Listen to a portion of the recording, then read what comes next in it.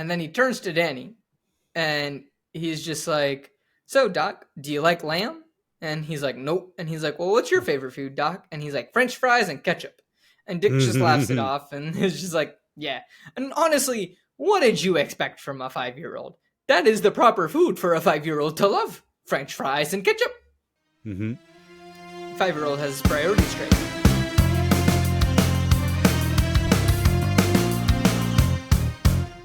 What's poppin', y'all? Welcome to Post Finale. I'm your host, Ankit Madhira. I'm an actor and a musician who hasn't seen a lot of films, so to keep my friends happy and potentially provide a new perspective on some popular films, I'm on a quest to change that. However, I'm not on this quest alone. This week, I'm joined by actor, Brazilian jiu-jitsu specialist, personal trainer, and board member of the Kingsman Shakespeare Company, and my friend, Logan Chase. Logan, how are you doing? I'm doing good. I'm happy to be here. Hello, everybody. Excited to have you. Hello. Wonderful. Yes. So this week we are talking about The Shining, the 1980 film. And I want to know, first of all, what is your experience with it? Because when I put out a little call on Instagram, just being like, hi, do any of my friends / acting people that I know / anybody that's like in my contacts like love this film? Your immediate response was yes. So what's your background on the film? My background on the film, hold on, take a sip of water, is my mother has always been a Stephen King fan, so she always read the books and she's seen every movie that came out. So Stephen King's work was always in the background of my house when my mom was watching her personal stories. And then she had mentioned The Shining, talked about it being too dark for her the first time she saw it in theaters. So much so that she didn't want to watch it the second time. And back then, like, it was easier to get it was so much easier to remember the movies and how they scared you and then seeing them in real life because you had no other real media to distract you. You know, back then you had like 12 channels to choose from on television, and then you had the cinema. So her like strong memory of that movie made me want to see it. And I want to say I saw it for the first time when I was 17. I haven't even reached the climax of the film, but I already don't feel like that's something that you should be watching at 17. Now, it's the first time I watched it, I was amazed. I'm like, oh, this is what the imagery is from. That's what this is from. That's what this meme is from. Because you always see it on, like, AMC would have their top 50 horror films, and The Shining would be in there. And there would be a clip of the scene used in promos for other things. And it was only about like the second or third time that I watched it where I was like, oh no, like this is bad. And just like when we were reviewing it, I was watching it for the fourth time, and I was watching it in the dark, alone, no other sounds invading me, and I'm hearing the soundtrack, I'm seeing the imagery, and I'm catching myself watching it seamlessly for like 40 minutes without moving. And I'm like, whoa, okay, this is good.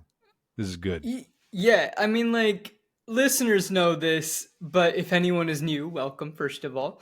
Thank you for listening. But also, like, I do pause it a fair amount because I'm taking notes on what's going on. And trying to figure out what's happening. Even with pausing it, I was like, oh, this is really captivating, and I want to know what happens next. But also, like, I don't like it. I'm like, I'm uncomfortable. So, if that's what they were going for, Stanley Kubrick nailed it. So, here's what I know of the film before I started watching any of it. So, I do know that it is based on a Stephen King novel, and that's mainly, ladies and gentlemen, the reason that we're doing The Shining this month here on the show is that on our other show, Flip the Scripts, where my friend Steven and I talk about adaptations, we had a recommendation to talk about The Shining. So that's when I found out that it was actually a book as well. I think I knew that, but like it was just so far back in my mind, and there was no plan on ever watching The Shining because I don't usually like horror films. So it wasn't like high on my list of things to watch. And so we've decided that, okay, like as I'm going through The Shining for the first time, watching it as a film, starting next week from when this is coming out, we'll do 2 episodes talking about the book to the film and the differences there on Flip the Scripts. So I do know that it's based on a Stephen King novel. I know that there are 2 versions, and I found this out by accident. And that was because I looked up the runtime, and it said that the runtime was like 144 minutes. And then I looked up like where I could find it online, and it was like, oh, like if you VPN, I think it was to Australia, you can find it. So I was like, cool. So I set up my beautiful VPN, I launched it up, and then it was like 2 hours, and I was like, that's not right. And so then I like went back and did a little research, and that's when I found out that there are 2 versions. I don't know the difference between the 2 versions. I did manage to find the longer version, so that's the one that we're talking about, is the full 2 hour 20-minute version. But so I found out that there are 2 versions. I know Jack Nicholson is in it, and it's regarded as some of his best work ever. There are some weird twins. There's lots of killing, from my understanding. There's a "Here's Johnny" scene where, to my remembrance, Jack Nicholson sticks his head through a door that has been locked and screams "Here's Johnny" in an iconic way. Yeah. Yeah, that's not much of a spoiler. That image has been used for the past few decades, and it's exactly as you say. It's at that peak of energy in the movie. Yeah, like I don't fully know what leads up to all of that, but I know it happens. Um, I don't know what happens after that, because literally the only part of that scene that I've ever seen is him breaking the door, sticking his head in the door, and then yelling, "Here's Johnny!" And then it ends. That's all I know about that scene. I don't know anything else about Right. that scene. When they've shown those clips too, though, they've left out the soundtrack that's going on. And the Sure. soundtrack when it's going on is high energy itself. Okay. It's unnerving. If we were in our movement classes back in drama school and they were playing that, we could see ourselves going in that similar energy. So I'm excited for when you get to that point and you get all these elements coming together. Okay. I'm excited. We're not getting there today, but soon. So there's also a little kid on a tricycle. Oh, Johnny. Oh Yeah, no, sorry. I didn't know. Danny. Danny. Danny. I didn't know his name. I just knew that there was a little kid on a tricycle. Hmm. And then I know that Stanley Kubrick is the director and that it came out in 1980. This is Mhm. everything I know about the film before we dive into it. So I say we jump right in and start with this opening. It's opening with some beautiful low brass, and I was like, yes, I am here for it. Let's go. Mainly because I also played low brass, and it's always fun to hear the low brass shine. And so we're panning over a very large set of woods. There's a lake with a little island in it, and the music from the get go is very ominous and very eerie, and it doesn't give me hope of good vibes in the future. If you thought that this was going to be a happy go lucky family film, I recommend turning it off now.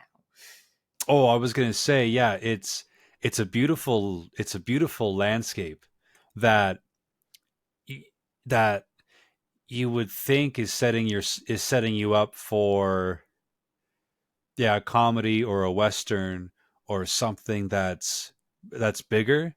But then what you realize is the way the camera is panning over the landscape, following that little car that presumably is him and his family. Is the ar is all alone.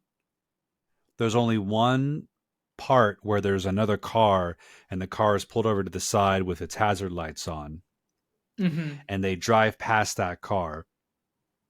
Now, how much of that is purposeful and how much of that was just a pedestrian driving on the road? I think that's maybe all it is, but it adds. But the point is that the camera pans off of them and the camera just looks at the desolate landscape where it's beautiful, but it's like isolation. It's death because there's nothing living there. Exactly. And nowadays they do all of these types of shots with drones. But Yeah.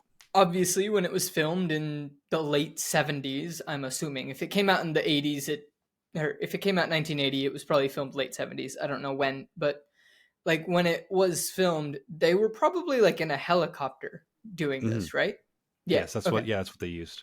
That's what they used to do. So, yeah, just very well done to the camera people as well, because it's very smooth. Like at no point is there any jerking, anything like that. Like it's very, very well done. And as we have this car driving up the mountains, as you beautifully described, I realized, oh, I've heard this music before. And then the secondary, oh, I've played this music before. Oh, I don't remember in what context, but I was like, I've played these rhythms. right. Yeah. And like, yeah, I was like, I Yeah. don't remember the context that I was playing this in, but I've played this before. Yeah. So very fun. And Yeah. I was like, I'm already feeling uneasy, just because of the music, and it's a fantastic soundtrack for anyone who potentially doesn't want to see the film because maybe horror isn't your thing. Don't worry, I'll describe it to you, but I'll try to dumb down a bit of the horror, just because also, like, this is a comedy podcast, and you'll still get the gist of what's going on, but do go listen to the soundtrack. Maybe like when it's sunny outside, because it is a beautiful piece of work in terms of the musicality of it. Um, and I wanted to just point that out because like the soundtrack is so strong that you're already having all of these feelings without a single line being spoken, and the only thing that we're seeing is the desolate nature and the landscape and a single car. That's it. The the other thing that, again, when you keep watching it, you pick up more of it, is after that, as that brass plays a bit, you hear a bit of a synthesizer. But what's really eerie, and you only hear it if your sound is really good and you have no other distractions in the area, is you actually hear chanting and yelling below all that. And that's unnerving in itself, because it feels like, why is that there? But it's very clever. So I guess if you rewatch that car bit and you'll hear it, you might realize, oh, is this an Easter egg? I don't know. We'll have to find out. We see then at the bottom of this beautiful mountain that there is some type of resort, and then we get a title card that says The Interview. And this is where I picked up, oh, this is kind of like the Tarantino films now, where some of the Tarantino films where you have like chapters that kind of happen. Well, we saw this in Pulp Fiction, and I think you see it in what's the one about the Nazis? Inglorious Bastards. You see it in that, and so it's a similar kind of thing. I mean, Kubrick, obviously older than Tarantino, probably was doing it before Tarantino, but this is how this film is going to be split up. So we're gonna talk about the first chapter, The Interview.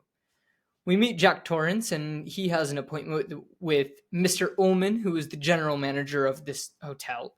And we meet Mr. Ullman and Susie, who's his assistant, and Jack has made the trip up. It only took him about 3.5 hours, so not that bad. Actually, that's really nothing. In terms of driving in the US, it's quite calm. So, Bill Watson is joining them shortly. And meanwhile, we then shift to an apartment and we see a woman with her kid. And the kid is eating a sandwich, watching some TV. The mom is reading a book and drinking coffee, ignoring her sandwich. And the kid asks if they're really going to go live up in that hotel in the winter. And the mom's like, yeah, it'll be fun. And I was like, will it? Is it going to be fun? I feel like it's not going to be fun. It- and then the kid says that he has nobody to play with around here. And the mom's like, I know, it's hard to make friends. And asks if Tony is excited for the hotel.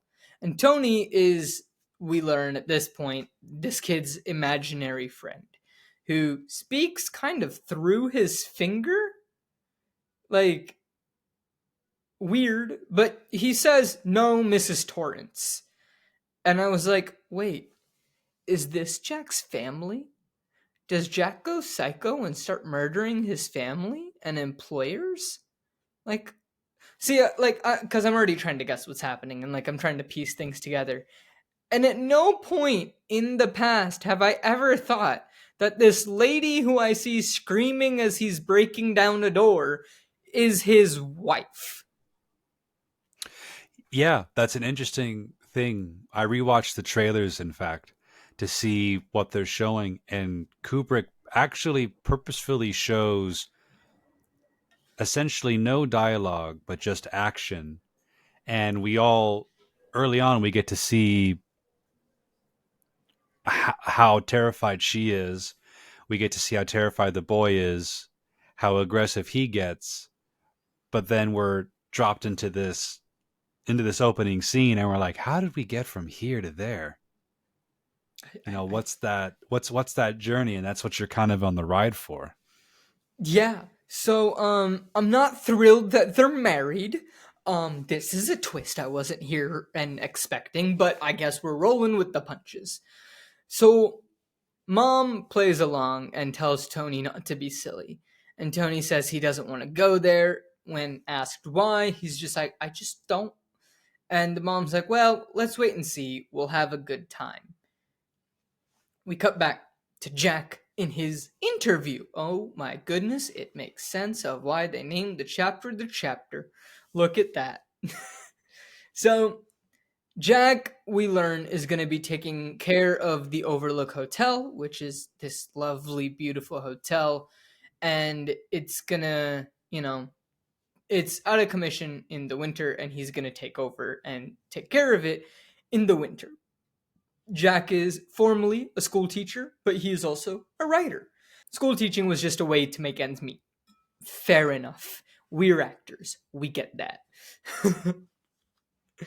So Jack is just looking for some change, and then the people in Denver recommended him very highly for Ullman, and Ullman for once agrees with the people in Denver, which makes me think, what was Jack doing in Denver? Because I don't think it's ever explained what he was doing in Denver. Is it? Not in the film. Not in Okay. the film. No. They had just come from Vermont, which is the first state they were at, and then they got to Denver. And they'd only been in Denver for I uh think like 3 months is what we learn a little bit later. yes, I think we hear that talking well, before we get to a scene that's not super consequential, but it explains the exposition of the story. Yeah, 3 Right. months. Yeah. Roughly 3 months. So I was just like curious, like what was he doing in Denver? Maybe he was working for a hotel company up there or something. I don't fully know. But I don't know. Whoever he was working for, they recommended him for this job. We learned more about the Overlook. We learned that it runs from May 15th to October 30th, but then closes completely until the following May. Jack asks why this is the case, as the skiing would be fantastic up here. And it's just like, it probably would be, but Ullman explains that the problem is leaving the road to the Sidewinder open. What's the Sidewinder? So the Sidewinder is just a name for the road. The Sidewinder is, from what I'm going to say, as much as I know, it's just when a road is on a cliffside and it Oh, okay. does a lot of turning around the mountains. And Okay. the reason he's explaining that, he says specifically it's not financially feasible to keep the Sidewinder open. It's 25 miles of road that gets Mm-hmm. 20 feet of snow a year. And even though it would be a great thing for people to come visit the slopes, it's just not financially feasible. Yeah. He continues explaining that. I was just curious on what that was called because I was like, I've never heard this term before. So cool. There we go. We learn something new every day. But we then learned that it was originally built in 1907 and there was no interest or very little interest in winter sports back then, which fair enough wasn't the biggest thing in the world in 1907. In Colorado, of all places, I'm slightly surprised that it's not like a little more, but then like it might be that it wasn't enough to keep the hotel open during the Well, winter. at least in the early days, skiing was still something only practiced by the Nordic countries Mm-hmm. because they had the slopes. It was a means of transportation. It was its own sport. It didn't. I don't. It didn't make its way into the U.S. until later on, where it was seen as a recreational thing. So that's primarily what it was. And 25 miles of road to make sure it's plowed so cars could come across. Is a lot. It's a lot. And especially if you're trying to have the capacity of a full hotel, that means you're also relying on trucks getting through as well. Oh So it yeah, no, it makes a lot completely of makes sense. sense of why it's not economically feasible. Yeah. um, didn't question that, but the site for the overlook was chosen for its seclusion and its scenic beauty. And he's like, "Hey, winter can be fantastically cruel at times." And it's like, the basic idea of Jack's job here is to cope with the damage and depreciation, which consists of keeping the boiler running, just heating different parts of the hotel periodically, daily rotating basis, etc. And then, doing repairs so the elements can't really get a foothold. And, so it's not like he has to do anything major. It's just like, hey, like you just gotta keep it kind of at bay until maybe we're able to get back in March or early April, to then we are able to, okay, like, hey, if there was anything big that happened, we can get the construction crews in to fix it up before guests come in May, kind of deal. Right. Right. So makes complete sense. And so Jack's like, cool, I'm good with this job. It's not very physically demanding, but during the winter, the isolation is very difficult, is also what Ullman tells us. And Jack's like, well, that's what I'm looking for. And he explains that he's, outlining a new writing project. 5 months of peace is what he wants. Ullman says that that's good, and for some people, solitude and isolation can become a problem. And Jack's like, well, not for me. And I was just like, we'll see. I'm like, based on the one scene that I know, it does. But we'll find out. Yeah. So, Jack's other dialogue in that scene is very interesting because he's something I noticed about the way Jack Nicholson was playing that is Jack was being very much a yes man. He it's he not that wanted just the that he job. wants a job. He also feels he needs the job, and she said to him, oh no, sorry, Mr. Ullman said to him about being in isolation. It can be very different. It could be very difficult for people, and Jack says, well, I'm really looking for a change, Mm-hmm. and he says it in such an optimistic way that any of us would say it, but it's also he's also like finagling his way just to be a yes man. Yeah. He's so worried about nailing down the job the whole way through that. So there's that little bit of tension in him. If we've ever been in a position for job seeking, we may be having a good time with the boss, but there's still that little bit of doubt that's churning inside of Right. Like, I gotta lock this down. I gotta lock this down. And Like it's what, I need to yeah, do well. yeah. Yeah. You put yourself in his shoes more easily, and that makes it scary. Yeah. It's kind of terrifying, but also like, sometimes people do what they got to do to get a job.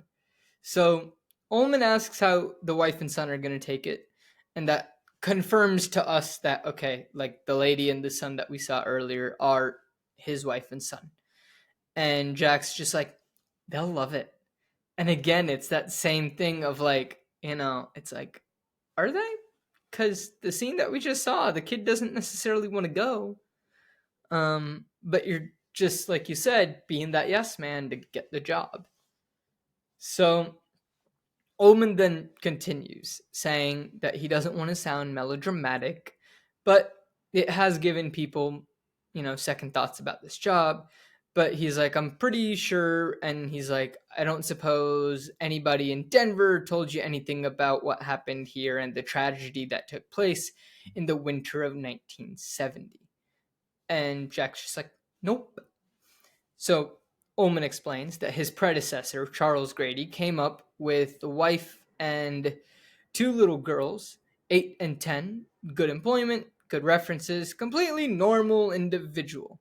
And at some point during the winter, he suffered a complete mental breakdown, ran amok, and killed his family with an axe, stacked them neatly in a room in the West Wing, and then put both barrels of his shotgun in his mouth. And police thought that it's what old timers called cabin fever. What do new timers call it? Because I've always called it cabin fever.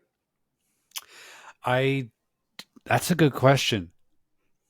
I mean, that's a word that's used as a colloquial term for a disease or a condition, as opposed to like what's the like psychiatric word diagnosis. I'm not familiar with that term. Actually, that'd be a good little research thing to say. Oh, what's the origins of cabin fever? When was it first introduced into literature and whatnot? I don't know. Yeah, like for me, cabin fever was always just like a slang term growing up of, too much isolation and you start getting in your own thoughts in your head. And, it's the psychological degradation of, your mind. And, you get to a certain point. So, like, but I always knew that it was the slang term, but I never knew what the proper term is. In fact, let's do a quick Google search. So, cabin fever is the distressing claustrophobic irritability or restlessness experienced when a person or a group is stuck in an isolated location or in confined quarters for an extended amount of time. Yeah, we already know that. Like, that's not what we're looking for. Um, I don't know. It's just saying uneasiness. I don't know. I've always called it cabin fever. Ladies and gentlemen, if anybody else calls it something different, please let us know. So, yeah. Anyway, back to the film. So, Jack says, well, that's quite a story. And, for Ullman, it's hard to believe that it happened here. Ullman hopes that he understands he had to tell Jack, and, why he wanted to tell him about it. And I props to Ullman. He's not being like, hey, I'm withholding information from you, so that you take the job. He's like, I'm laying all the cards on the table. If you decide not to take the job, it feels like Ullman would be like, there are no hard feelings kind of Yeah, deal. and then we'll keep looking for other candidates, which Right. sort of that reinforms my point a bit that he's in a job interview. There Yeah, are other candidates. there are other candidates. How do I make myself really stick out to nail the job? It's Mm-hmm. a bit of a yes man, affirming, not really putting himself in that situation. It really does Yeah. help.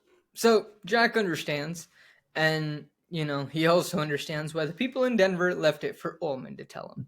And I was just like, Jack's smile makes it seem like I don't know, I'm getting this sense, and his yes man kind of mentality in this interview, and like just lack of like empathy, kind of. Like there's just no empathy for any of the tragedies. Sorry, there are people yelling outside. Um, for any of the tragedy or anything that has happened, like there's just no empathy, and it makes me feel like some of what is going to happen later in the film that we're gonna see is kind of premeditated almost. Mm. Like it's making me feel like, okay, like is it a little premeditative, and then he lets it go on. I'll get into like a full guess of what's going on soon, but like this is what I'm thinking right now. Is like it kind of feels like it's almost like he's premeditated this plan to uh I guess kill his son and his wife. Almost. I don't know if that's what actually happens at the end of the film. I'm guessing that's what happens at the end of the film. I don't know. So Jack says, rest assured, this won't happen with him. And I was like, well, he's wrong. And as far as the wife is concerned, she will be fascinated. She loves ghost stories and horror films. Again, Hmm. based on the one scene that I know, she might like them from a distance, but not when she's in one. Hmm. I don't know. I don't fully know. Hmm.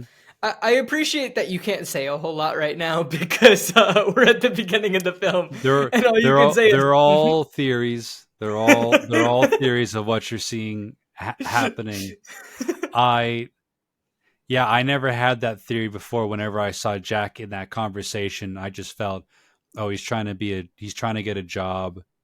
His callousness to the story, as it comes across as callous, is is in itself a little strange, but at the same time, the story is bizarre. As an audience member, we would want to hear him ask questions. We'd want to hear more about the story, but in real life conversations, that's kind of how some things start and end. Yeah, I do appreciate that this whole interview scene kind of feels like an interview. Hmm. It's just like Omen saying things, Jack responding. It's not necessarily the longest conversation back and forth. Right. I was like, cool. Like, I truly believe this is how a job interview would go. So, fair enough. Tony, then, we have cut back to Tony and Danny. And we haven't learned his name is Danny yet, but spoiler alert, ladies and gentlemen, the kid's name is Danny. So Tony tells the kid that dad has already gotten the job and will phone Wendy to tell her. And just then, Jack calls, says he won't be able to be home until 9 or 10. And he's like, it's a beautiful place. I'm sure that you and Danny will love it. And I was like, how does Tony know? Tony's supposed to be an imaginary friend. How does Tony know? Hmm. I don't fully know what's going on there, but we'll find out a bit more. Yeah. Danny says that he doesn't want to go to the hotel, and Tony says he doesn't know. Um, and then, Danny asks why, but Tony doesn't want to tell him why he doesn't want to go to the hotel. So we then see some red doors, and there's this red liquid. I'm guessing it's blood. I mean, it's meant to be blood. Obviously, I don't think they use real blood to make the scene happen. It's probably water with food coloring in it. And, it's red liquid blood spilling from the doors and filling the halls. And I was like, oh, what a lovely, creepy shot of the twins. And I was like, let me guess, those are probably the girls that got killed back in 1970. That's my guess on who they are. And Danny's screaming, and then the next thing we know, a doctor is taking a look at Danny. who is laying on his bed, and Wendy's a bit worried, obviously. So the doctor asks Danny if, he smelled anything funny, saw any bright flashing lights, anything strange at all. Nope. Doctor asks if he remembers brushing his teeth. Yes. And it's like, okay, what's the next thing you remember after brushing your teeth? And Danny explains that he just remembers mom saying, "Wake up, Danny, Danny, wake up, wake up." And, panicking a little, as a good mother probably would if she found her son suddenly passed out. Mm-hmm. So, from my understanding, that's what my mom did when she found me passed out.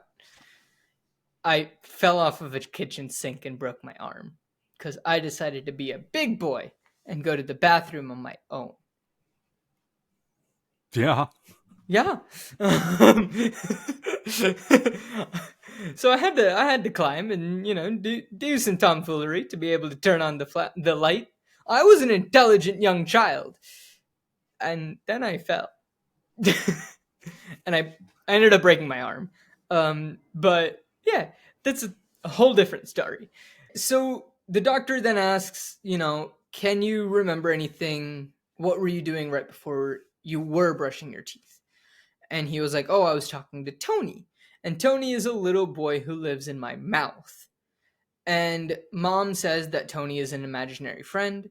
And I was like, is Tony actually another voice in his head that, like, it's not actually an imaginary friend, but, like, just kind of like another voice that can speak to him, not speak to everybody, but can speak to him? Like, does this kid have, like, a special power kind of deal to where, like, he can communicate with Tony, but not everybody can communicate with Tony?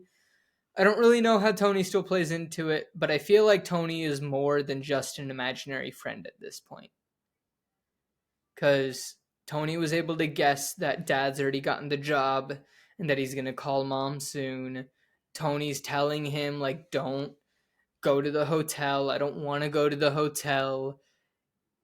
I don't know if Tony's the one that's showing him these visions, but for some reason, Danny can see these visions. All of it just seems weird and eerie. So we'll take a look, but I feel like there's more to Tony than Tony just being a voice in the head. So the boy says, Danny says that if he opens his mouth now, Doctor couldn't see Tony because he hides, and, he hides in his stomach.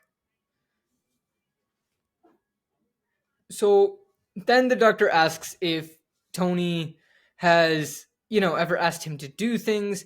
And Danny's just like, I don't want to talk about Tony anymore. And the doctor's like, that's fine. Like, don't worry about it. She asks Danny to stay quiet and in bed for the rest of the day. And Wendy and the doctor go into the living room to have a discussion. So, I don't know. I just wanted to point out, like, it's there throughout the entire film, but this kid is a really good actor. Yeah, no, he does a good job. I don't know how many kids that Stanley went through, but he definitely found the kid that needs to give the right beats at the right moments. Yeah. And from what I know, it's difficult to cast children in films, and yeah, you'll see even more throughout the film how it's like, oh yeah, the way this kid reacts to things, the way he comes in and does his line delivery, it's like, yep, it's the right kid. It's good. I wonder if he kept acting after this. I don't know who this kid is. I mean, I'll find out at some point, but I purposefully don't look up anything because I don't want to accidentally see a spoiler. So, I'm not sure who the actor is, but just a shout out to him because, like, he is great, not just early part in this film, but he's great throughout the whole film. It's fantastic. So Wendy and the doctor are now having a conversation in the living room, and the doctor says that there's nothing to worry about, nothing physically wrong with Danny. And I was just like, but there is mentally, and it's Tony. and that's not going to be talked about, but it's a mystery that I'm here to solve. So we'll see. We'll see what comes up with Tony as I go through this film. But apparently, these episodes are not uncommon. Most of the times, episodes like this are brought on by emotional factors, and they rarely occur again, more akin to auto hypnosis. And it's kind of like a self induced trance. And if it does reoccur, then they should think about having some tests done. But it's possible that it was just like a one off or something. Mm-hmm. And this is where we learn, the aforementioned what we were talking about in terms of them moving. They've been in Boulder now for 3 months. Side note, Boulder, beautiful city. And they moved from Vermont. The doctor asks if this is Tony's first appearance. The doctor asks if Tony's first appearance coincided with their arrival in Boulder, and it did not. Danny had apparently started talking to Tony when they put him in nursery school. So I would guess that Danny's about like 8, would you say, at this point? Yeah, probably 8 at most. Probably 8? closer to probably closer to 6, really. I think Okay. Yeah, I 6, could see 7. 6. Yeah, I don't know kids, so I don't memorize what the nursery school age. Let me look here. Well, nursery Nursery. is before kindergarten. Because nursery Yeah. is like preschool, so I would assume that they put him Oh, in when so like it's 3 or between 4. so it's between the ages of 2 and 5. Okay. And I think he's 5 in the story. The kid, the actor himself might actually be 6 or 7. But yeah, between 2 and 5, but I think he's 5 in this. Okay. Cool. We'll go with 5 unless something tells us Right. differently. So yeah. So Tony's probably been around for at least 2 years, maybe 3. I don't know, but I would say at least 2 years he's been around. And it's like, okay, did he adjust well to school? And at first, he didn't. And then an injury kept him out for a while. And that's when she first noticed Danny talking to Tony, is when he was home with that injury. And then she asks about the injury, obviously, because she's a good doctor. And we learned that the injury was a dislocated shoulder. And it was one of those things just purely accidental. Her husband, Jack, came home drinking, came home 3 hours late, and wasn't in the greatest mood. Danny had scattered some school papers all over the room.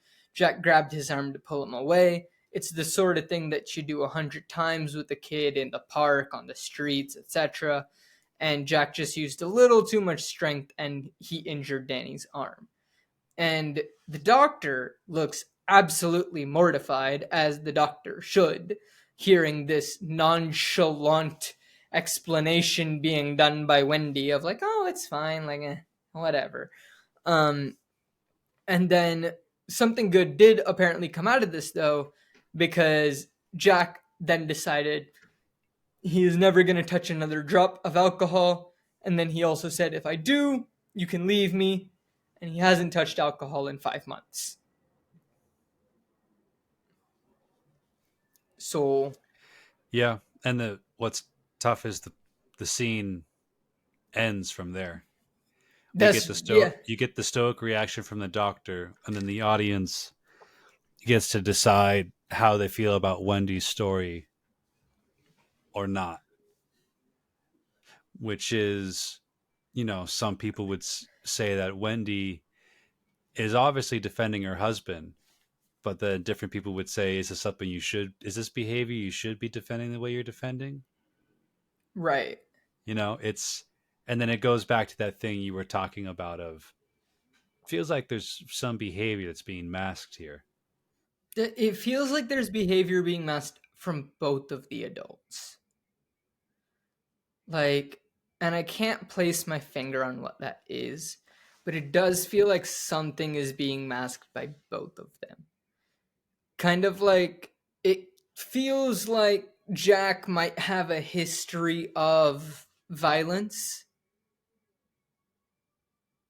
And it kind of feels like Wendy is covering up that history of violence. Would be like my best guess right now on what might be happening in terms of like the cover up. But it doesn't feel right. But this is where I made a prediction, because now we've had our first full official scene. And so this is my current prediction of what I think is happening. So I was like, all right, they're going to be isolated in the hotel.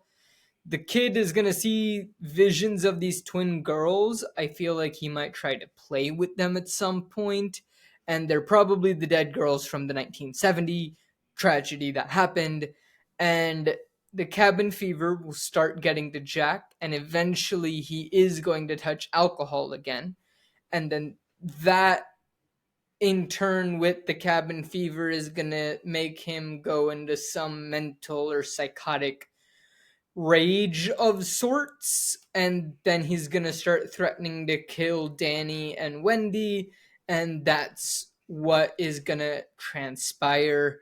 And I'm still not sure how Tony plays a role into all of this, but I can neither confirm nor deny, Mr. President. that is completely fair. And on that lovely note, we're going to take a quick intermission, and we'll be back for the second half of this episode where we're talking about this next scene, closing day.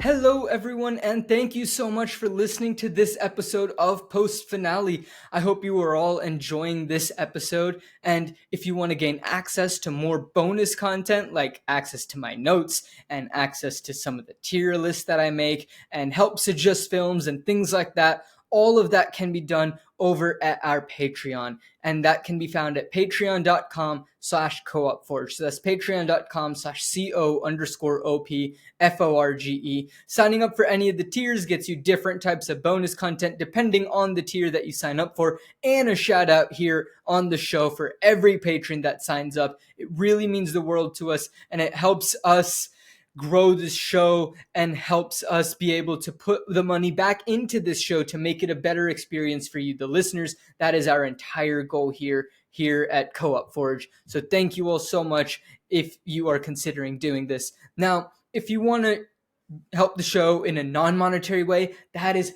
fantastic as well. You can do so by just talking about us and sharing it with a friend. Just reach out to a friend and be like, hey, you love movies, or hey, you need an excuse to watch more movies. Check out this show called Post Finale.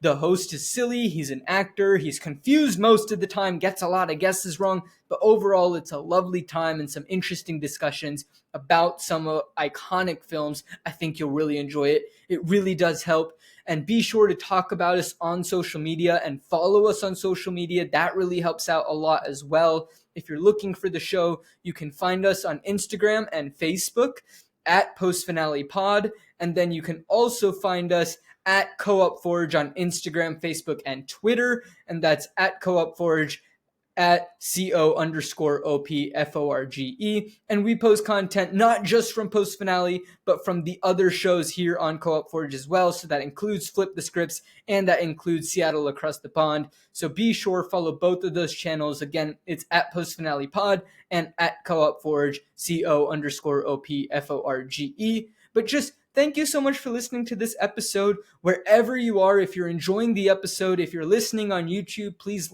please hit subscribe. It really does help us out. If you're listening on a podcast app, that's great as well. It doesn't matter to us where you're listening. We're just so thankful that you're listening. But if you're listening on a podcast app, please leave a rating. It really does help us out. Please leave a review and hit that follow button. You can also turn on notifications both on YouTube and on the podcast apps just to be notified when new episodes come out. It really does mean a lot that you are all listening to these episodes, and thank you all so much. So let's get back to the episode without further ado.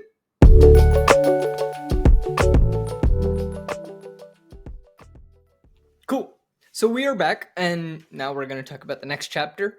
And we're only going to talk about 2 chapters today, ladies and gentlemen, and then next week we will discuss a few more chapters of this film. But today we're going to be talking, to finish off, we're going to be talking about closing day. So in closing day, we are back and we're driving up the road with the whole family, and Wendy says, The air just feels so different. Great job, Wendy. Fantastic. You nailed it. You're sitting in a car. You can kind of tell when you're sitting in a car and you're going up altitude, but not that much. Yeah, I Wendy said, makes what? some. Wendy, it's not too much of a spoiler. People probably already saw it. Just in a little bit of dialogue the scene with her her comments are kind of, they're innocent, and then you're kind of like, this could get annoying after a little bit. Right? Like a bit later on, and we'll probably touch on it next episode. I get it a bit, Jack. Yeah, yeah, Jack, Jack does these.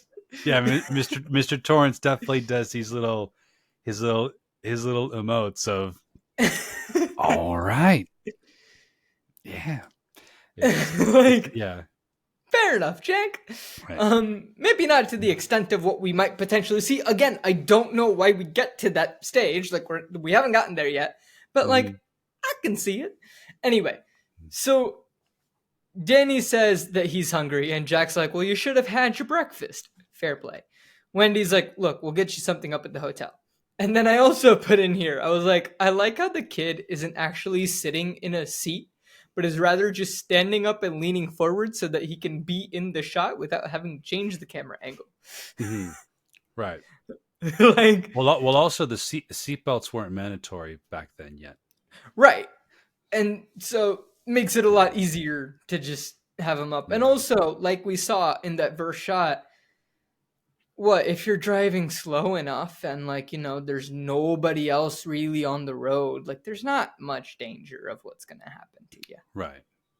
um But you're right. It's still it's mostly a convention of film, but it's a very nice shot. It's the it's first. It's basically the only shot we get seeing them being a close family Yeah, it's a so beautiful far. shot. Beautiful shot. Wendy asks if it was up here that the Donner Party got snowbound, and Jack's like, no, that was further west. That was in the Sierra Mountains. And Johnny's like, what's the Donner Party? And I love that Jack just tells him. He's just like, well, it was a party in the covered wagon times that got snowbound in the mountains, and then they had to resort to cannibalism to stay alive. You know, normal things you tell your 5-year-old son.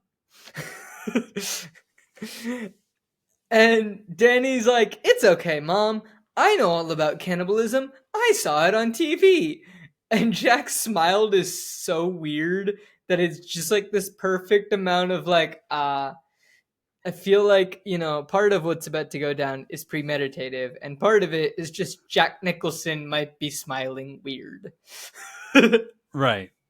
No, Like, it's very funny seeing him in that situation. He's not letting anything really be below the surface. It's all out there, from the way his wife asks questions, from the way his son asks questions, to him even being a little amused that he's his kids on this subject that's so gruesome, and his wife is opposed to it, and he's getting some satisfaction out of that.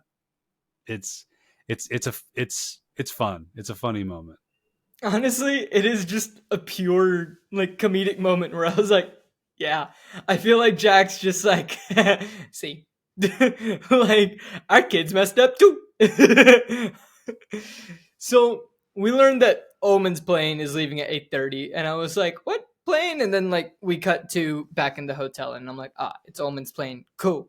And Danny has discovered the games room per se, and Hmm. so they collect the family, and by the family he means solely Wendy, because he's like, Danny, it's okay, you can continue just playing your games.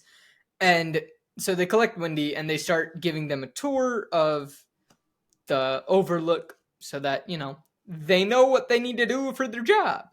And I like how they're also giving the tour to Wendy so that like she also can see the different parts of the hotel and understand the different parts of the hotel and not be lost. Like, fair play.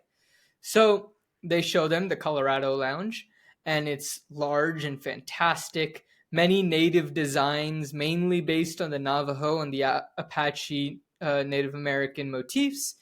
And Wendy's like, it's the most gorgeous hotel I've ever seen. And I'm like, well, yeah, it's a 5-star resort. How many 5-star resorts have you gone to on the salary of a school teacher? You should be able to go to as many as you want, but you can't. Yeah. Look, teachers need to be paid more. That's all I'm saying. That being said, in the film, they do keep calling them Indian designs and Indian burial grounds and everything like that. I'm always going to use the term Native American or Native because, that's who they are. Because I'm Well, also, Indian. yeah, it's just like I actually really need this disclaimer right now because yeah, Because yeah, hi, my ancestors right. are from India. Yep. He Literally, my family. yeah, Ullman's giving that tour and he mentions that I mean, I don't know if do you have your notes about him giving the tour when he starts outside? Yeah, I have all of that. I'll let you touch Yeah, on it if I more. miss anything, do let me know. So Sure. we learned that it's a historic place. In its heyday, it was a place for, jet setters to stop before anybody knew what a jet set was. What's a jet set? It's a good question. That's such an old person question.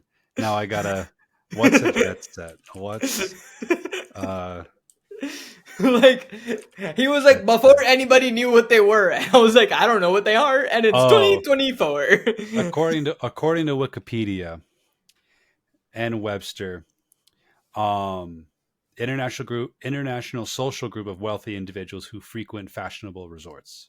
Oh, okay. Yeah, Yeah. zero reason I would know what that is.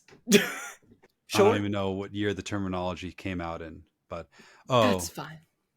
yeah. Anyways, Oh, you were okay. saying he gives I, that bit of dialogue. he gives that bit of dialogue, and I had my silly question. He also then continues going, there are 4 presidents who stayed here, lots of movie stars, and then Wendy's like, royalty? And he's like, all the best. And I was like, which queen? Did the Queen of England stay there? Because honestly, like, she's the only royalty that, like, kind of ever mattered. At least in my lifetime, and it's the 80s. At this point, she was the queen. Who stayed? I'm curious on which royalty specifically.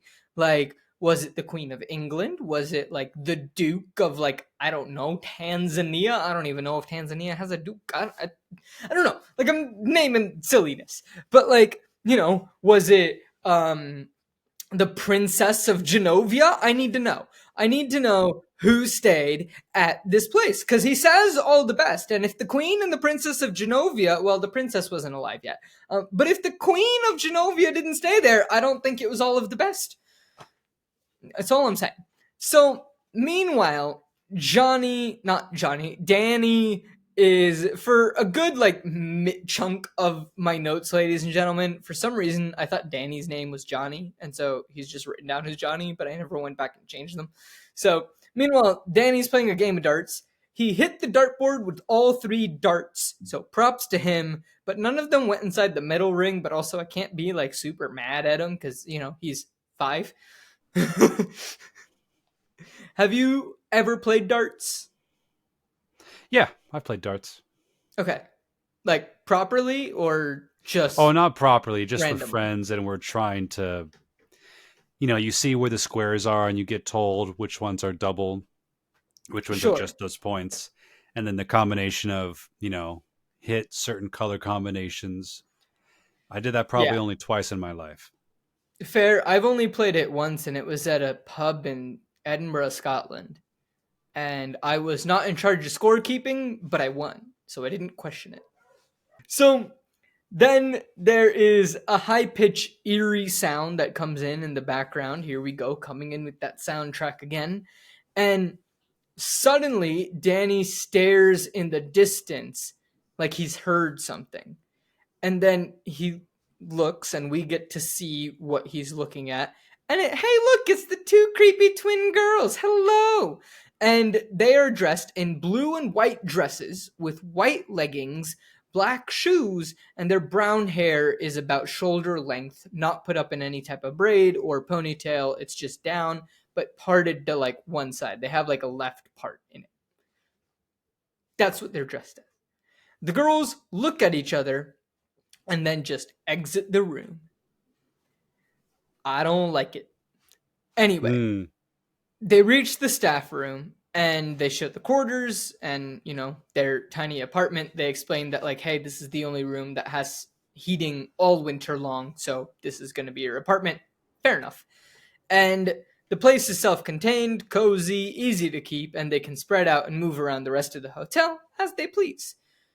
Now, outside, we are at a hedge maze. And I was like, this is going to come back later, isn't it? I feel like this is going to come back. Most likely, Wendy's going to try to flee into the maze to avoid Jack and his psychotic rage that's about to happen in a little bit. And she's going to get lost. That's my prediction of how this maze is going to come back in a big way. But we learn about this maze, and we're like, okay, the walls are 13 feet high, and the hedge is about as old as the hotel itself. It's a lot of fun, but don't go in there unless you have like an hour to spare to find your way out. Fair enough. It's a hedge maze. So he then continues saying the overlook construction started in 1907 and completed in 1909. And the site was built on a Native American burial ground. And they actually had to repel some Native American attacks as they were rebuilding it. Is this what you were alluding to? Yes. Okay. Yeah. I don't know what the fascination is on building stuff on burial grounds. It's a plot device. Primarily, Stephen King's used it more than once in his novels. The one where it's probably the one where it's most obvious and well known because it gets brought up as a bigger part of the plot is Pet Cemetery. Have you ever seen that? I've never heard of that. Never heard of Pet Cemetery? Look, there's a reason this show exists. It got made into like 2 more sequels afterwards, and then a modern day remake. So basically, that plot, I'm not spoiling anything for you because it's on the, like, if you bought the book, it'd be on the back of the book, on the back part where it says, like, what Fair. happened, what did you do? Was that there's an Indian burial ground in it, and the folklore behind Indian burial grounds is that there's still some mysticism of leftover spirits there, and when you disturb it, you're disturbing something sacred, and then you elicit supernatural things that are typically negative. Mm-hmm. So in the Pet Cemetery one, it was very specific. It was very compelling. In this one, it's almost just in the background. But as time goes on, you sort of it's not necessarily brought up again, but it's important. It's an easy thing to overlook. And that is partly the point. Mm. Oh, Yeah, it did kind of feel like just a throwaway line. Right. Yeah, and that's the attitude of it. I mean, it's hallowed grounds if anything. If someone built something on any religious hallowed grounds, there's an irkness to that. That's very Right. weird. You're not supposed to do that. That's bad juju, you know. Mm-hmm. But it does happen. And yeah, like you said, no one bats an eye when he says it. It's like a throwaway line. Yeah. No one says, "Oh, that's awful. Oh, what happened to the rest of the natives? Oh, what happened to this?" It's just part of history. Yeah. I mean, it does fit into American history, and the way, Right. the Native Americans were treated is horrible in Yeah. America. No, that was actually part of Stanley's not so much in Stephen King's novel it's brought up, but part of Stanley's point was highlighting those aspects. a bit more in the film. And I think the as the tour Hmm. continues, do you have notes about when they tour inside and they go to the Uh, Colorado room? yeah, I do. All right, Yeah. we'll let you We'll, butter up we'll, the we'll, audience for that. we'll see what happens. Oh. But before we get to the Colorado room, we have to learn about the Snowcat. It's a red car like structure sitting on top of some chains. Think of like a snowmobile, ladies and gentlemen, and that's kind of what it is. It operates just like a car, pretty much. It's just a car that can drive on snow for getting around when it inevitably snows. Mhm. Cool. They're in the mountains. It's going to snow. You're in the mountains of Colorado. It's going to snow, especially in 1979. Maybe not now, but in 1979, 78, 80, when this was filmed. I don't think it was actually filmed in Colorado, but you know, um, it was gonna snow. So Mhm. they just recently brought in a decorator from for the Chicago room to be refurbished, and this whole part of the hotel they're gonna walk through. And I was like, okay, we see a sign for the cold room, and I was like, okay, I feel like because they're pointing this out so specifically of it being the Chicago room, they are going to destroy it later in the film. I just feel like that's gonna happen. And Wendy's like, pink and gold are some of my favorite colors. And I'm like, sure, Wendy, good for you. Um, and then we learn that it's a gold ballroom and it can accommodate up to about 300 people. And Ullman explains that they remove all the booze from the premises when they shut it down to reduce the insurances that they have to carry. And I was like, Mhm. well, there pretty much goes my drinking theory. Unless he magically finds alcohol, because they didn't bring any. You don't have Uh, a theory? You have a theory about it? well, I mean, I just thought that like he was gonna descend back into alcohol, and then that's gonna help continue his psychotic rage. Now I Mm. just think it's gonna be psychotic rage and cabin fever. It's pretty much the same I'm theory and the same mm. guess, just minus the alcohol portion of it. Yep, no, the first half of the movie, yeah. I'm just holding my mouth shut, man. I appreciate it. I appreciate that you Cuz can't say a whole lot. I love that you knows that and that's part of your theory, but I don't want to say anything on it because it's not something I would have predicted. You know, it would not, even if I was coming up with a theory and it was also my first time seeing the movie, you're going to be like, "Oh." Oh, So I'll leave it I'm at that. intrigued. Yeah. We'll see. We'll see.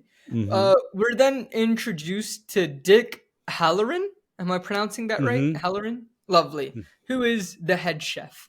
And Dick is like, hey, before that happens, um, Danny is then brought back in by Susie. He was apparently outside wandering, trying to find mom and dad. And Dick shows Wendy and Danny over to the kitchen while Jack goes off with Ullman and the other one whose name I've already forgotten Bob. because he didn't. Sure, he doesn't speak. So, like, Yeah, he doesn't speak, which is interesting. He also is one of the few characters in the whole interaction who just doesn't smile. he's just there. Yeah, he's there, but he's this. Yeah, he's it's this extra bit of ominousness where he's Mm-hmm. basically the guy that handles the books. You know, he's the guy that signs up Jack to be the employee Right. after all Mr. Ullman interviews him. So it is easy to discount him, but you you He's shouldn't. important. He, Yeah, he he's he plays an important cog in the machine. I just right. forgot his name. Right. But the three of them go off to go look at like the boiler room and like other parts of the thing that like Jack is gonna need to know, but it's Mm-hmm. not important for Wendy to know. So we head off to the kitchen, and the kitchen is a large one. And Wendy says, this place is a maze. And Dick is just like, you know what? Don't worry about it. For most people, you're not going to have to touch most of these gadgets and stuff. And he's like, one thing you're not going to have to worry about is food. you could be up here an entire year and have the same menu and never have the same menu twice. And then he shows in the walk in freezer, which has all the meat. And because I am who I am, I wrote down all the meat. We have 15 rib roasts, 30 10-pound bag of hamburgers, 12 turkeys, 40 chickens, 50 sirloin steaks, 2 dozen pork roasts, and 20 legs of lamb. And then he turns to Danny and he's just like, "So, Doc, do you like lamb?" And he's like, "Nope." And he's like, "Well, what's your favorite food, Doc?" And he's like, "French fries and ketchup." And Dick just laughs it off and is just like, "Yeah." And honestly, what did you expect from a 5-year-old? That is the proper food for a 5-year-old to love: French fries and ketchup. Mm-hmm. 5-year-old has his priorities straight. So Wendy asks how Dick knew that sometimes they call Danny Doc. And, he just called him Doc twice. And Danny's kind of confused that he did. And Wendy's like, "Yeah, we call him Doc sometimes, like the Bugs Bunny cartoons." And I was like, okay, but why do you call him Doc? That's not a good enough reason. For the mom or for the chef? For the mom. For the chef, we learn in a moment, like, why. But, like, why do you call him Doc? Just, like, he doesn't even resemble Doc in Bugs Bunny. No, but it's probably his favorite cartoon, What's up, Doc? What's up, Doc? And they probably did that playfully with him. You wouldn't call him Bugs? Bugsy? Some people would. I'd call him Bugsy. I don't know. Maybe it's something that both the mom and the dad like to do, because that was a cartoon they would watch together, That's fair. Bugsy also reminded me of, I don't know if you've ever seen the movie Bedtime Stories. It's an Adam Sandler movie. I've probably seen glimpses of it. I don't remember it entirely. But pretty much the concept is like he starts telling kids these bedtime stories, and then the bedtime stories start coming true. And the whole reason Bugsy reminds me of this is that they have a little pet hamster. I want to say it's a hamster.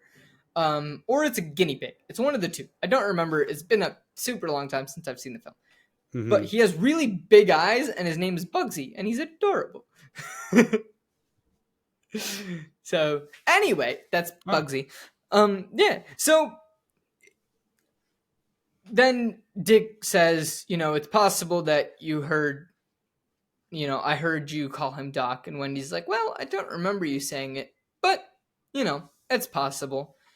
And Dick's just like, "Well, anyway, he looks like a Doc." And then we get to the storeroom. This is where they keep all of their dried goods and cans. I labeled a good amount until a certain point.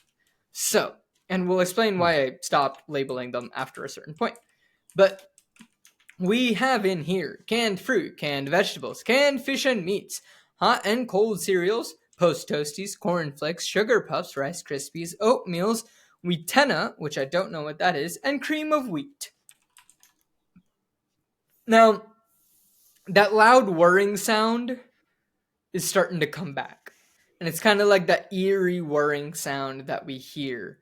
Kind of like that high-pitched sound. And Danny has the same look on his face when he saw the twins in the game room. But this time he's looking straight at Dick. And Dick turns to him and says, "How'd you like some ice cream, Doc?" And then everything kind of comes back into focus, and it's like almost like Dick never actually spoke to Danny and was just always continuing the conversation with Wendy. Right. And I was like, what? Yeah, that's a big turning point for everyone in the film, because it's the first time you see something that's not natural happen. Mm-hmm. It's like, oh, this is the sci-fi part of this. This is the fiction. This is the magical, the mystery.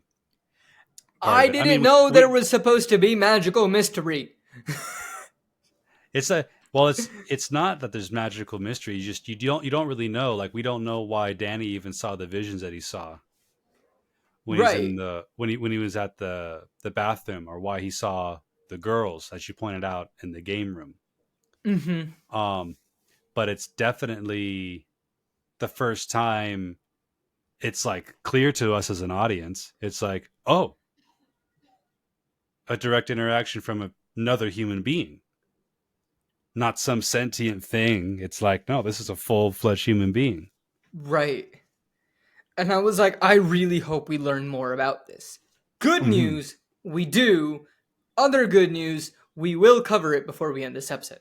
So, the others all come back and they take Wendy to the basement. Meanwhile, Doc and Danny go off to get him some ice cream. And he's like, well, what's your favorite ice cream, Doc? And he's like, chocolate. And he's like, chocolate it is. And they head off together. So we learned that the last day is always hectic. And Ullman says by 5 o'clock tonight, you'll never know anyone was ever here. That's all we see of that. We're back with Dick and Danny. And Dick asks Danny if he knows how he knew his name was Doc. And Mm-hmm. Danny doesn't say anything. And Dick's just like, you know what I'm talking about, don't you? And still nothing. And then Dick explains a bit more, saying, I remember when I was a little boy and my grandmother could have an entire conversation with me and neither one of us would open our mouths. And she called it Right. shining. And I was like, roll credits. Right.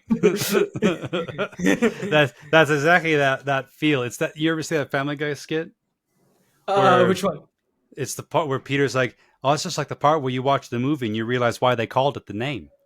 Oh no, I haven't seen that one. I don't. Oh, I've never you haven't seen watched it? like Family Guy, but I've seen like clips of it Oh, and skits well, in it. it's basically just that little bit of being like, oh, that's where the name is. Oh, there's the thing. There's the thing. It's in the name. It's right there. That's Nice. that was the joke within Family Guy. Oh, fair enough. Fair enough. So, for a long time, he thought that it was just the two of them that had this thing that we're gonna call the shine, and it was just like Danny for the longest time probably thought that he was the only one that had it. But there are other folks who do have it, or they don't know that they have it, or they don't want to believe that they have it. Mm-hmm. So Dick asks how long Danny has been able to do it. Danny doesn't move. And Dick's just like, why don't you want to talk about this? Like, what's going on? Like, you finally found someone that understands what you're kind of going through. Why don't you want to talk about it? And Danny says, I'm not supposed to. Dick asks, who is the one that's telling you not to say anything? And it's revealed that it's Tony. So Tony's coming back into that mix. That little finger coming back into that mix. So Tony is, again, the little boy who lives in his mouth, in case anyone has forgotten. Dick understands that Tony tells him things. And when Danny goes to sleep, Tony shows him things. But when he wakes up, he can't remember. That doesn't feel right, but maybe it does because, like, he passed out when he had that vision, Mm-hmm. but then he wasn't asleep when he could see the girls. So, like, that's where I'm like, okay, like, he wasn't asleep. How could Tony show him that? So, Mm-hmm. a little bit more is explained about this, but Dick asks if his parents know about Tony. They do, but they don't know that Tony tells him things. And Dick asks if Tony ever told him anything about the Overlook Hotel, and Danny's like, not sure. Dick tells him to think hard, and he's like, well, maybe something. And Dick tells him to think on what it was. Danny then asks Dick if he is scared of this place. And Dick's just like, no, I'm scared of nothing here. But, some places are like people. Some shine, some don't. The Overlook Hotel has something that is shining.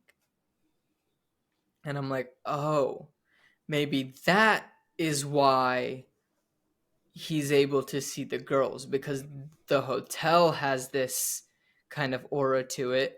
And based on our previous conversation, I feel like maybe the site of where it was built has something to do with it, potentially. Like, maybe this burial ground has something to do with why this place has shining, or the shine. Danny asks if there is something bad here, and Dick looks like he wants to tell him what the bad is, but also kind of understands, like, I can't tell him, this is a 5-year-old kid. Mm-hmm. Like, I can't tell him about the terrible things that have happened here. It's not right for him to know. Dick says that when something happens, it can leave a trace of itself behind. And he says, like, if someone burns a toast, maybe things happen that leave other traces behind. Things not anybody can notice, but things that people who shine can see. Just like they can see things that haven't happened yet. Sometimes they can see what has happened long ago. Many things have happened right here in this particular hotel over the years, and not all of them were good. So again, that kind of premonition of, like, when you build on top of a Native American burial ground, bad things are going to happen to you. It's a common trope that we see a lot in films, but again, it is rooted in a bit of what were you calling it earlier? Um, a bit of folklore. Yeah. So, maybe there's something to it. We don't fully know. It is folklore, but there is. It's not like, and I appreciate you telling us that, like, it was rooted in folklore, because that does mean that, like, okay, like, yeah, it's a common Hollywood trope that we potentially see, but at least it's, like, based on something that might be true. It's not just Mm-hmm. completely fermented by Hollywood just to make it seem eerie, but, like, Right. there It's is the been, folklore behind it. yeah, it's definitely it's an American thing, both in literature and in film. Yeah. Yeah, but, like, you see it in other cultures as well, but I think, like, when you come further east, like when you're in different Asian cultures, like Chinese culture, Taiwanese culture, Indian culture, you don't usually have people building on burial sites, and most of the time people are cremated. They're not buried. Mm-hmm. They're cremated and let back into the world. So there's also that aspect of it. I don't fully know if that's the case in Chinese culture and, like Taiwan, South Korea, etc., Mm-hmm. Japanese culture. I think it is, but I'm not 100% sure. But, like, you know, you see it in a different light of, like, this used to be a religious site, and then they've built something else on it. And sometimes something good happens there. And there are phenomenons that can't necessarily be explained, you know? Like, some type of phenomenon is happening, and it's like, why is it happening here? No one has an explanation for it. It's like there's no scientific explanation for it. It's just like, I don't know. So, like, Mm-hmm. you do have examples of that. I just feel like it's more religion based out here in, like, India and China and Japan, etc., Mm-hmm. compared to in the States. It's more, um as we were saying, like, it's more based in the folklore, and the burials, and bad things are gonna happen to you and things like that. So Yeah. Yeah. It's definitely a different. It's definitely a different line of superstition. And I always, it's for instance for theater people who are watching this and people who aren't theater people. When you say the name of the Scottish general Macbeth, mhm. usually it's the Americans that will say things like, "Oh yeah, the Scottish play. Yeah. Oh yeah, so when the Scottish general was doing this, da da da da da," and it's because they're not supposed to say the word because that for some reason is like committing a sin. You're asking for something bad to come in, And it's this interesting thing that, to me, in my analysis of it, it goes back to the United States Puritan roots about religion and direct consequences of things when you have an imbalance or you commit bad things within a spiritual sense. It it's a full circle thing, like you were It's a just saying. lovely cycle. But yeah, I think, like we were saying, I think maybe that's the reason this place has the shine to it. I don't know. But I don't know if that ever gets answered in the second half of the film, why this place has the shine or why certain people have the shine. Or maybe we just live in a world where we just have to accept that certain places and certain people have to shine. And if that's the world that we live in, that's the world that we live in. I would love an answer, but we might not get one. And sometimes that's okay. Not having an answer is fine. But finishing off this scene, because there's very little left, Danny then turns around and asks Dick about room 237. Dick says nothing. And Danny's like, "You're scared of 237, aren't you?" And Dick says that he is not. And Danny's like, "What's in room 237?" And Dick is just like, "Nothing. But you ain't got no business going in there anyway. So stay out." Yeah, he does kind of like a 90 degree turn in 90-degree turn in terms of his attitude, and Danny's struck a nerve, and so he's telling him, like, as if he's the parent, like, you don't have to go in there. You don't have to. Don't be curious. Yeah, do not do this. So my immediate note was great. So we are definitely going into room 237 with Danny later. That is going to be happening. I don't know at what point, but I'm excited to find out what's behind 237. Although I'm pretty sure 237 is probably the room where the kids were chopped to pieces or whatever happened to them, and that's where the death happened and the tragedy of 1970. That's my guess of like what's happened in room 237. It's like it's probably that. But I was like, great. So we're 100% going to room 237 later. So, but then the scene ends. Again, it's a very abrupt ending. Right. You don't get that much closure with it. And it's a common theme that I think we'll see for the rest of these scenes as well, which we'll discuss some more in the next episode, ladies and gentlemen, because this episode's getting on the longer side of things. But, like, all of the scenes in this film just kind of abruptly end, and I don't know how to feel about it. It kind of adds to the eeriness, where you feel like something more needs to happen, but it's just like, nah, we're done. Mm-hmm. A brilliant thing to notice as you're watching it is seeing how many times Kubrick actually does single shot scenes, and for how long. And then when does he decide to do a hard cutoff as opposed to a fadeaway? Because for most of the beginning of the film, it's fade away to fade away to fade away to fade away, and they're all long shots. And only when there's some dialogue, like in the interview scene, does the camera actually cut back and forth between two people. Otherwise, the camera is just kind of left in this wide. Yeah. Yeah. I don't know. It's very interesting. We've had a good amount of setup. We've understood why we're here, the purpose of being here. We've understood a bit of this thing called the shine. Mm-hmm. And the supernatural element to all of this.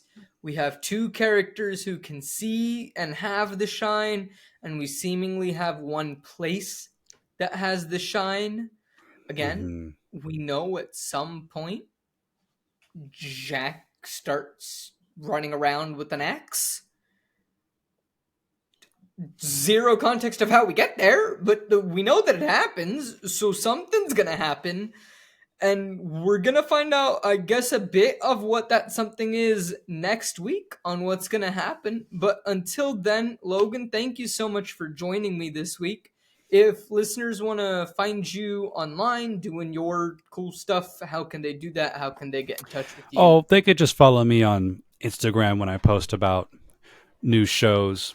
or if I ever put up new content, it's at Logan WH Chase on Instagram. And then I do have my website, loganchase.org, where you can see a better look at the catalog of the things that I've done, pictures, some reels. And yeah, that's what I have. Wonderful. Listeners will also link all of that information down in the description of the episode. But Logan, once again, thank you so much. Listeners, thank you so much for listening, and be sure to join us next week when Logan's back as the guest again, and we are continuing talking about The Shining. But until then, I'll catch y'all later. Bye!